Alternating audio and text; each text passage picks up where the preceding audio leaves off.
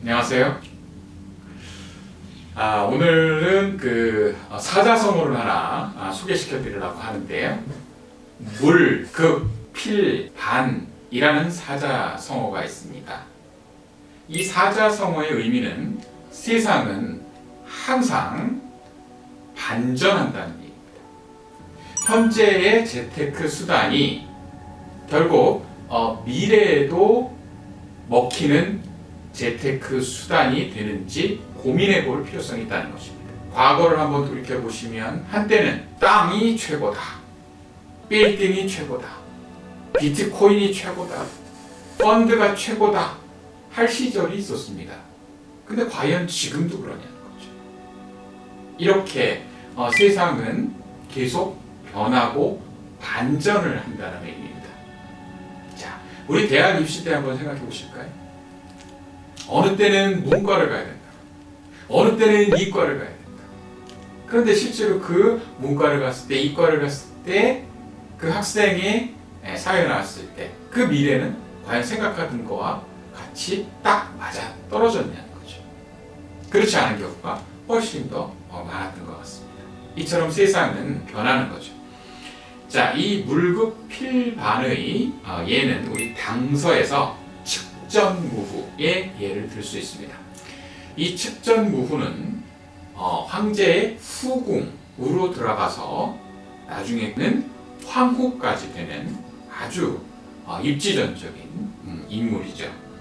그런데 이 황제가 죽고 나서 그 아들이 이제 새롭게 황제에 오르게 되는데 이 어린 황제가 너무 어리다 보니까 그야말로 이제 이 측전무후가 섭정을 하게 됩니다. 대리청정을 하게 되는 거죠.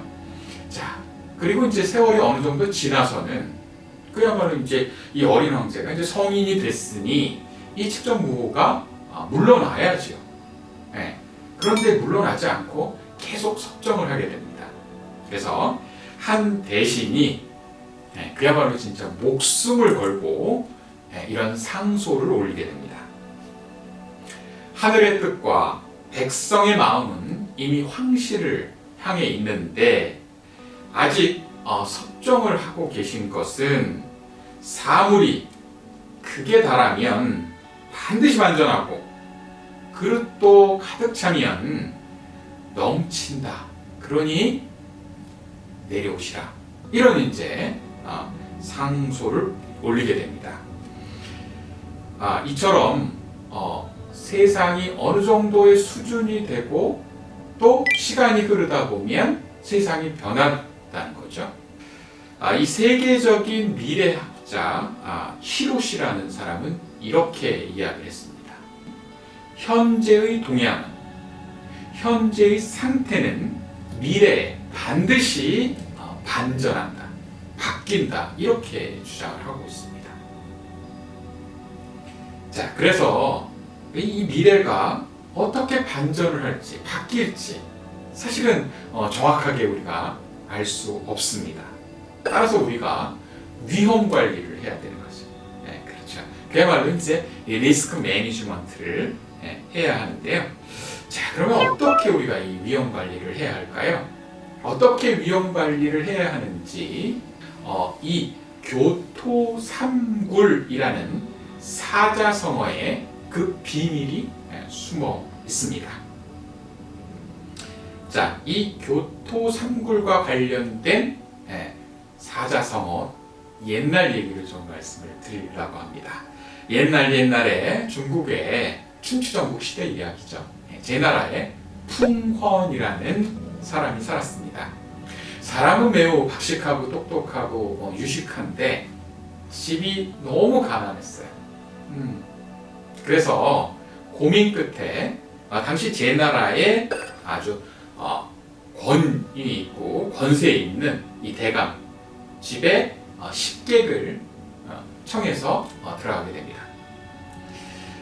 이 대감은 다름이 아닌 맹상군이라는 대감이었는데 아주 인품도 좋고 당시 제나라에서 아주 고위관직에 있었습니다. 그리고 이렇게 자기 집에 식객들을 모아놓고 여러 가지 이제 뭐 공부도 하고 토론도 하고 학자들을 도우는 것을 아주 즐기는 아주 현인이었던 거죠. 자, 그런데 이 풍원이 조금 뭐 외모라든지 그 다음에 이런 말을 한다든지 이런 것이 조금 다른 식객들에 비해서 좀 떨어졌던 것 같아요.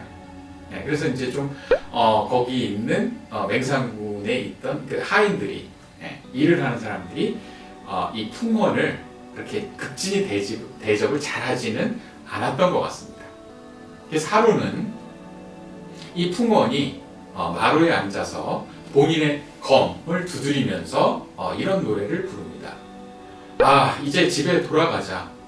내 밥상에 생선 한 마리도 없는데 내가 여기서 뭘 먹고 살리? 이 노래를 이제 맹산군이 듣고 밑에 사람들에게 시키죠. 풍원에게도 생선을 대접을 해라. 근데 또 하루는 또 장검을 두드리면서 이런 노래를 풍원이 부르게 됩니다.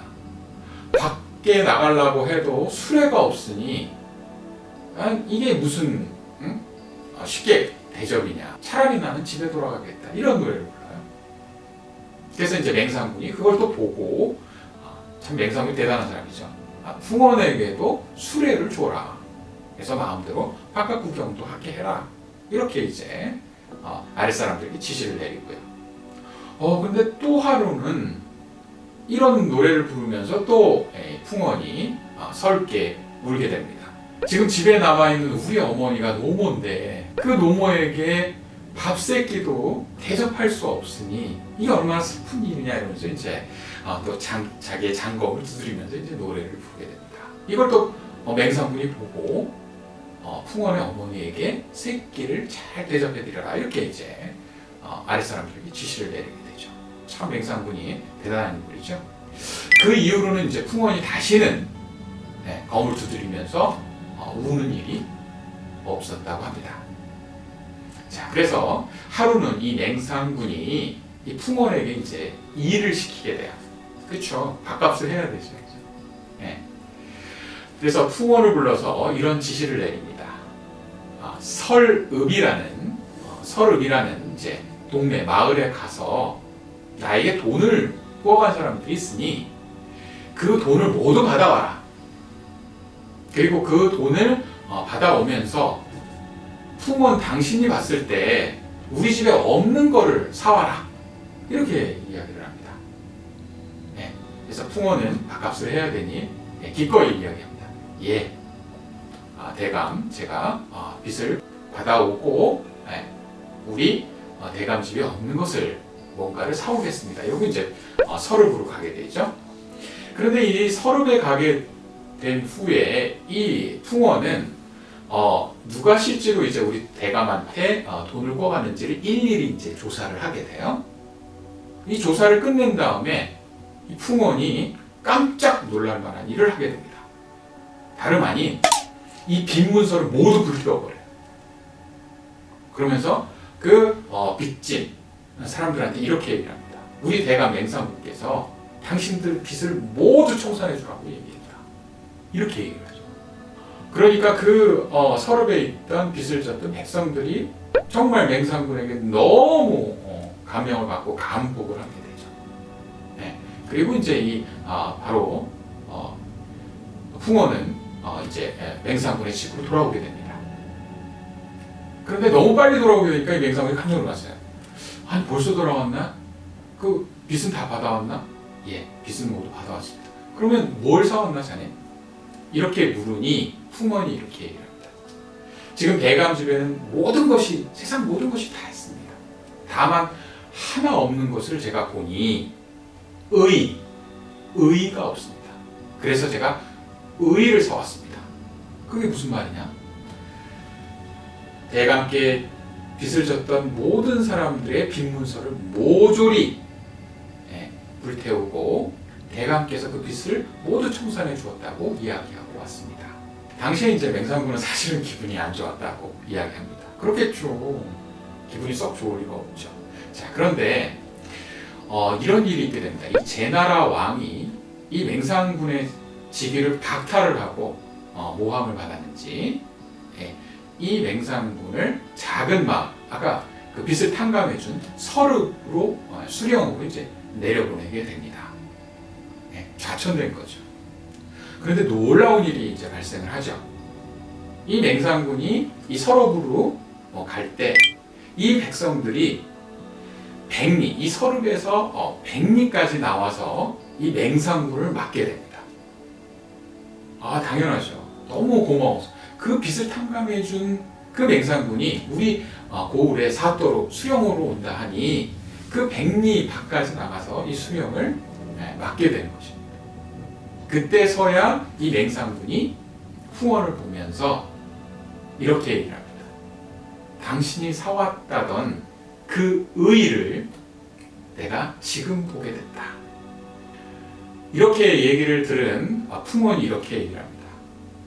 내가 교활한 토끼는 자기가 살기 위해서 3가지의 굴을 판답니다. 그렇죠. 한 가지 굴 팠다가 그죠? 나 잡아먹으려고 오는 사람이 오면 도망갈 데가 없잖아요. 그래서 혹시 몰라서 3개의 굴을 판다는 거죠. 제가 이렇게 이 서릅에 빚을 탕감해 준 것은 1개의 굴이고 2개의 굴을 더 파놓을 예정입니다. 이렇게 합니다. 자, 이 2개의 굴을 잘 파서요. 결국 이 맹상군은 다시 제나라 왕의 부름을 받고 수상을 하게 됩니다. 그리고 큰 풍파 없이 이 수상직을 잘 수행하게 되는 거죠. 자, 이것처럼 이 교토 상굴의 의미는 위험 관리를 하는 겁니다. 즉, 분산 투자를 해야 하는 것이죠. 자, 이 우리 액티브 시니어 입장에서는 이 분산 투자가 더욱더 중요합니다. 자, 젊은 세대는 사실은 투자에 한두 번 실패해도 그렇죠. 다시 복구하고 재개할 수 있는 기회가 주어질 것입니다. 그런데 이 액티브 시니어 입장에서의 어떤 투자의 실패는 아주 심각한 결과를 초래할 수가 있겠죠. 그래서 분산 투자를 해야 하는 것입니다. 그래서 다시 풍원이 살아온다면 풍원은 단돈 1억이 생겨도 분산 투자를 할 것입니다. 곧 3개의 굴을 팔 것입니다.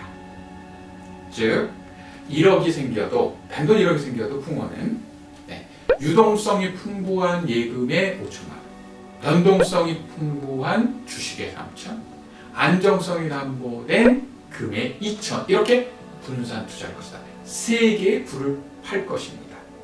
자, 워렌 버핏의 아주 이런 유명한 얘기가 있습니다.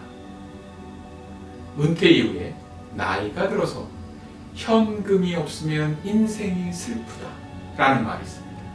그래서 이 기본적으로 액티브 시니어 입장에서도 현금 보유는 굉장히 중요한 것이고요. 다음에 너무 현금만 갖고 있다 보면 이런 저금리 상황에서 좀 돈을 불려나가고 또 나이가 들 때 또 이렇게 고령으로 생활하기까지는 좀 돈이 좀 부족할 수도 있죠. 그래서 이렇게 간접 투자 상품이 주식이 포함된 펀드 같은 걸 투자를 해서 좀 변동성 자산을 관리할 필요성도 있고요.